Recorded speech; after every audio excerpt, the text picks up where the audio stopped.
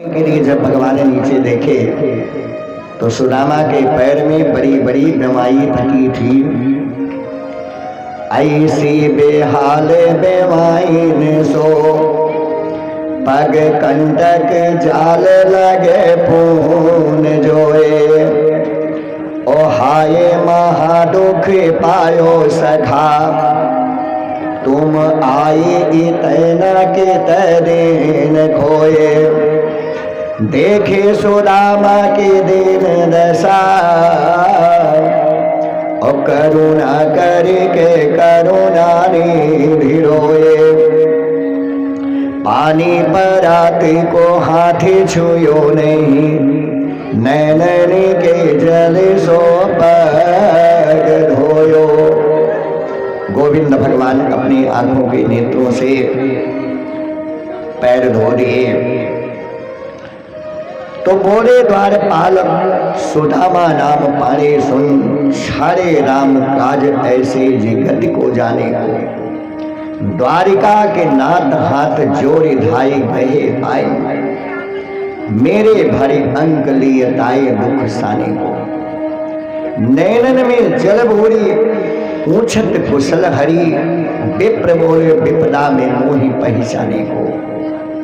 जैसे तुम कीनी ऐसी करें को दया के सिंधु ऐसी प्रीत दीन मंद दीनन सो मानो। गोविंद भगवान बोले अरे कन्हैया अरे सुदामा तुम इतने दिन तक कहाँ थे और अब तक क्यों नहीं आए। बोले भैया क्या करूं अब फुर्सत मिली तो आया हूं। कहीं ना रे पगले मेरे लिए क्या लाए हो। तो सुदामा पोटली और दबा गई कि इतने बड़े गोविंद भगवान को द्वारिकाधीश को मैं एक मुट्ठी चावल देता हूं तो मेरी बड़ी बदनामी है कि पोटली और भी दबा गए और दब गए स्वयं लाचारी से। भगवान की भेंट कहाँ देगी शोभा अदे एक भिखारी से।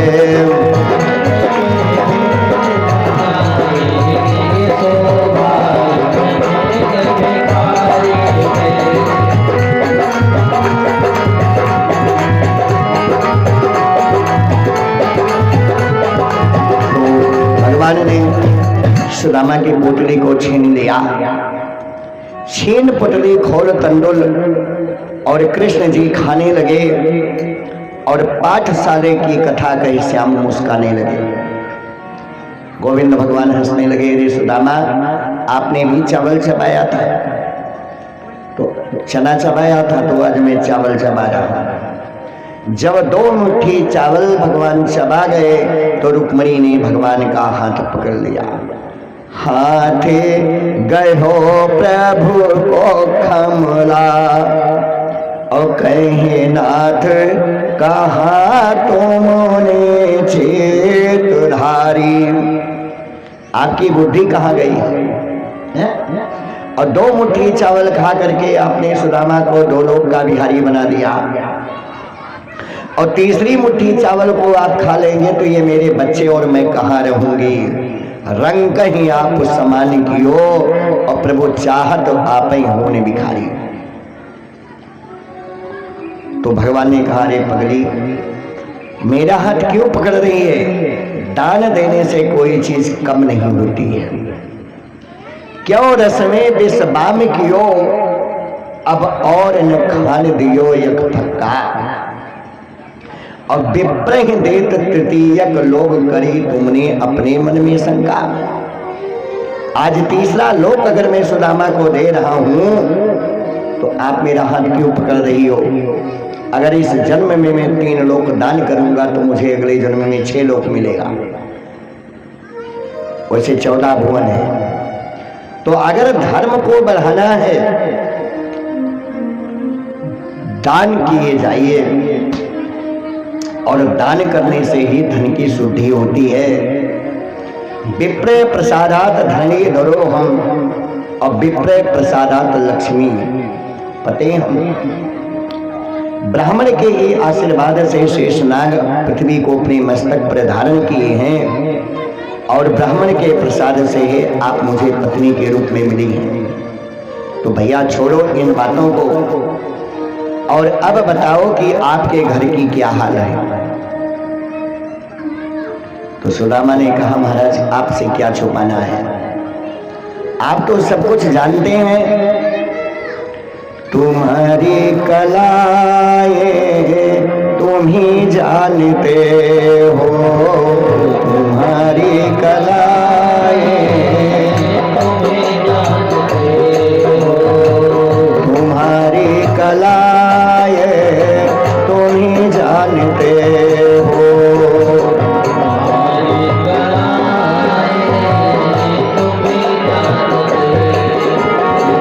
बताओ किसे तुम नहीं जानते हो,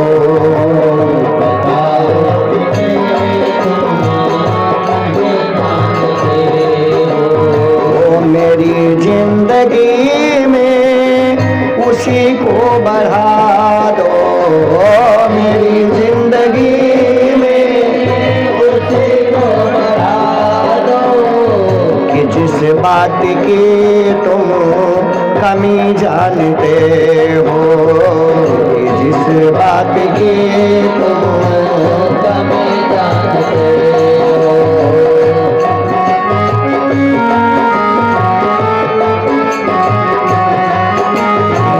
तुम्हारी कलाएं तुम ही जानते हो, तुम्हारी कलाएं तुम ही जानते हो, बताओ किसे तुम नहीं जानते हो, बताओ किसे तुम नहीं जानते हो।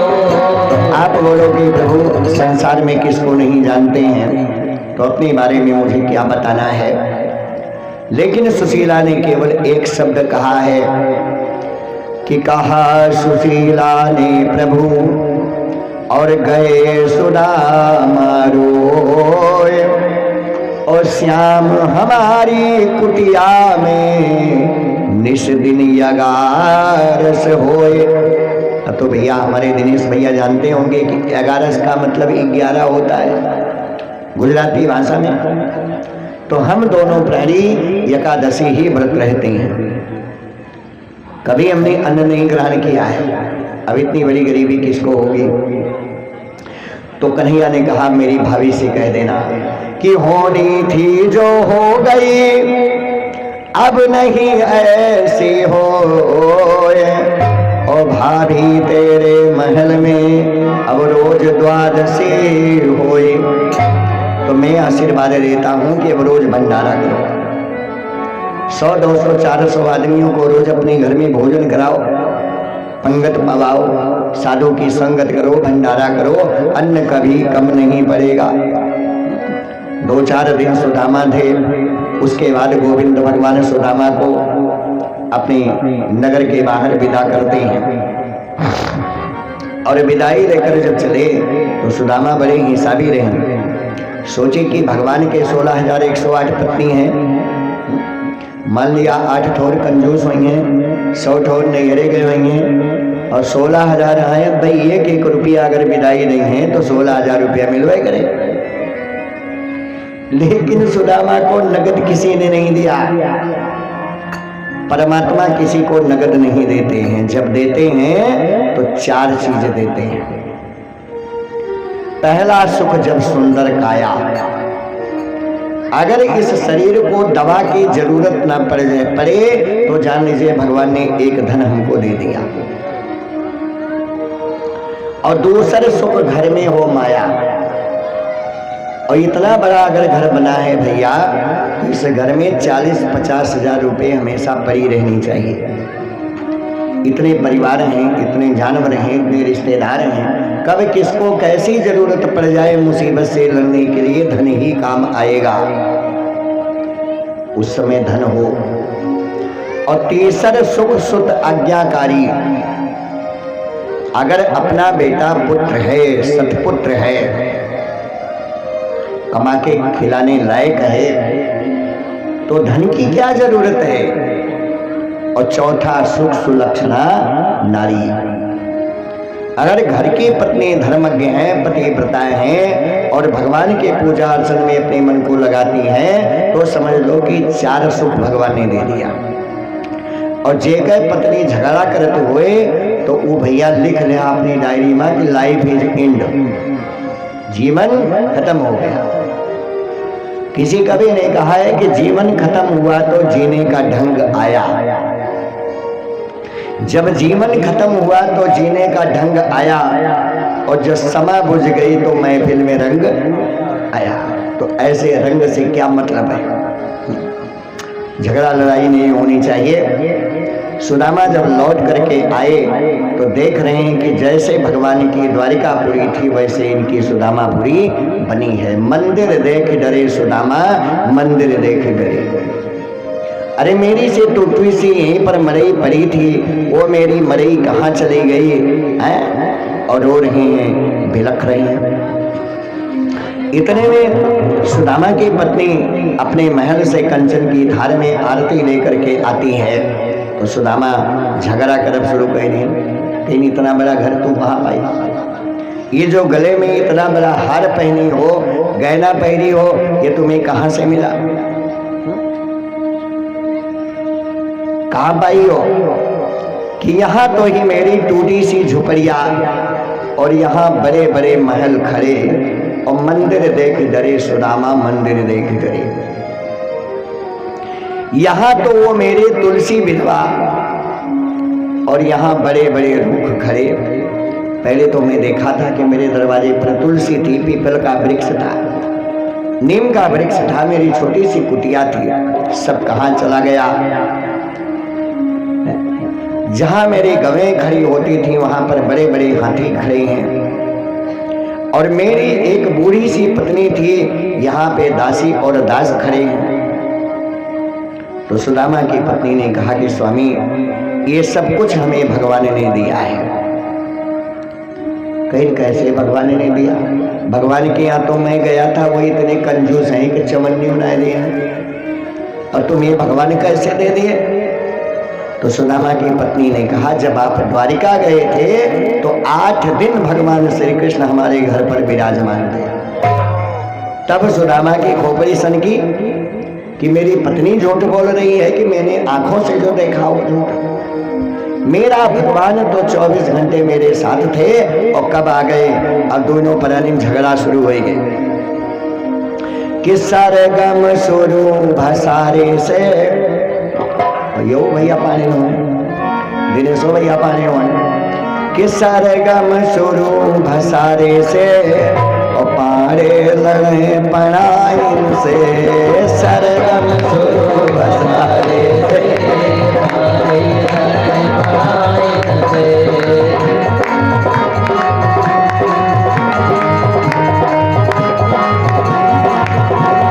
सरगम शुरू भसारे से ये लड़े पढ़ाइन से।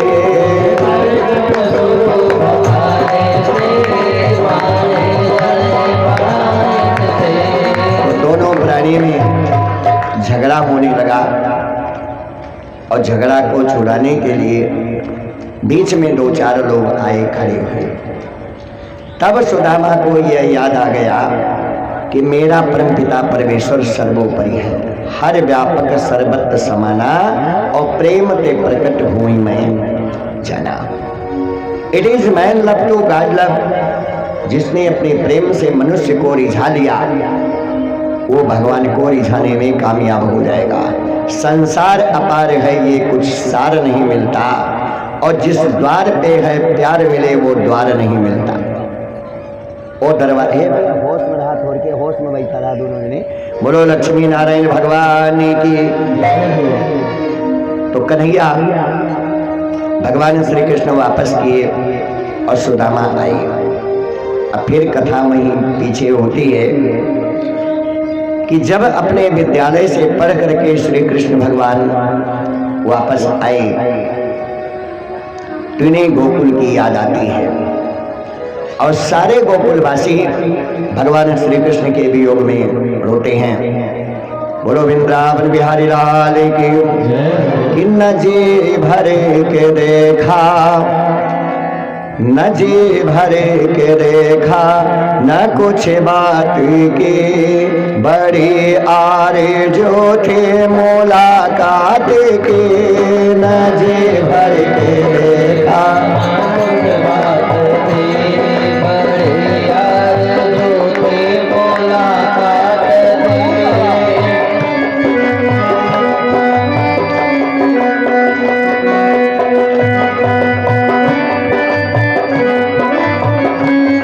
न जी भर के देखा, न कुछ बातें की, बड़ी आरज़ू थी मुलाकात की।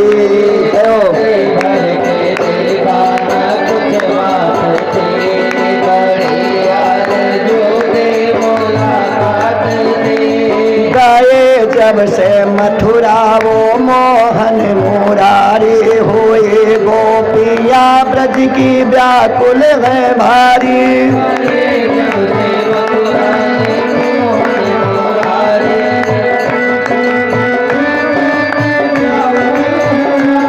कहाँ दिन बिताया कहाँ रात थी, कहाँ दिन बिताया कहाँ रात थी, बड़ी आरज़ू थी मुलाकात की।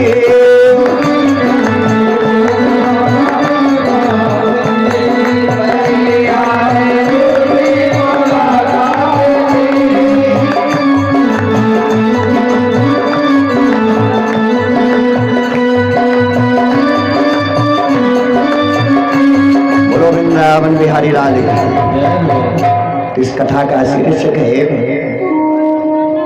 भगवान को प्राप्त करने के दो मार्ग हैं। पहला मार्ग भक्ति का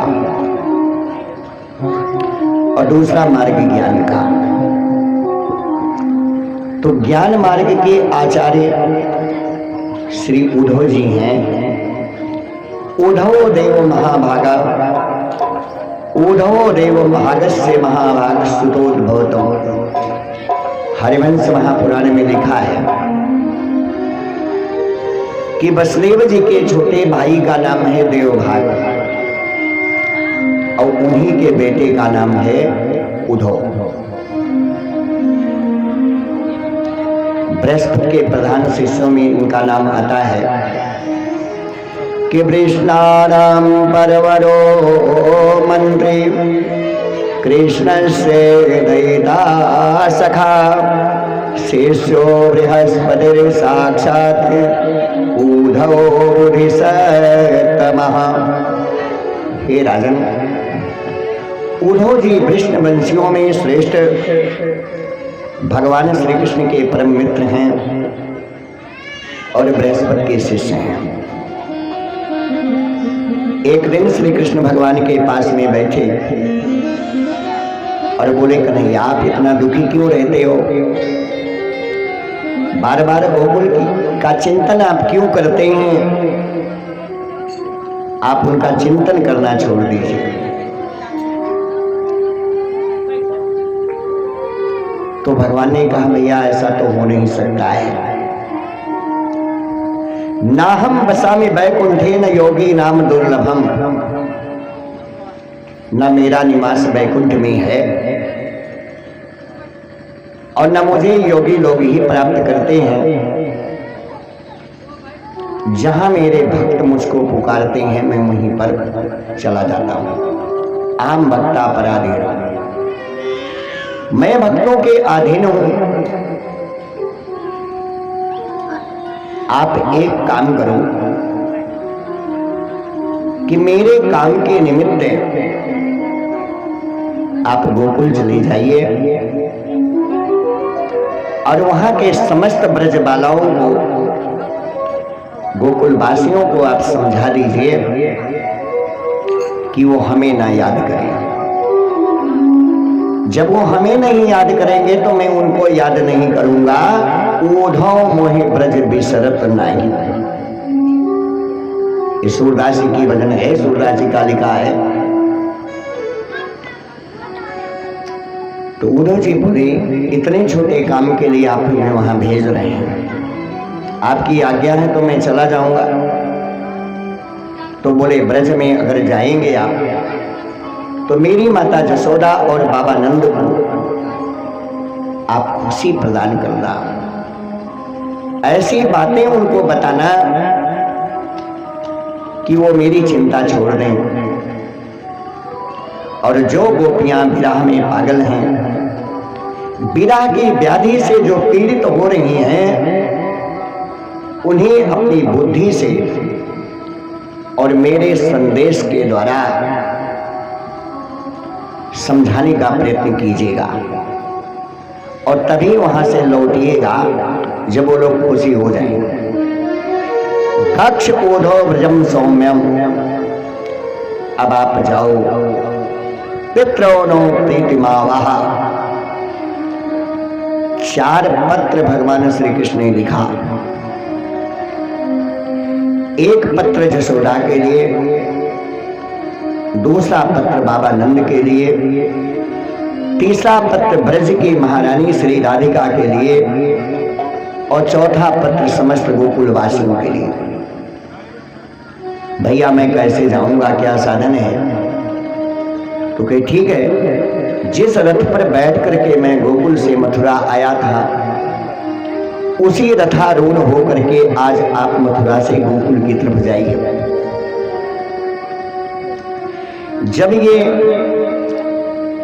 भगवान को सिरोधार्य आज्ञा मान करके और रथारूढ़ हुए और ब्रज की तरफ जा रहे हैं तो बाग और बगीचे निवास स्थान की शोभा देख करके दंग रह गए। किसी के चेहरे पर कोई खुशी नहीं है, सबके चेहरे पर करुण रस भासित हो रहा है। जमुना का पानी स्थिर है,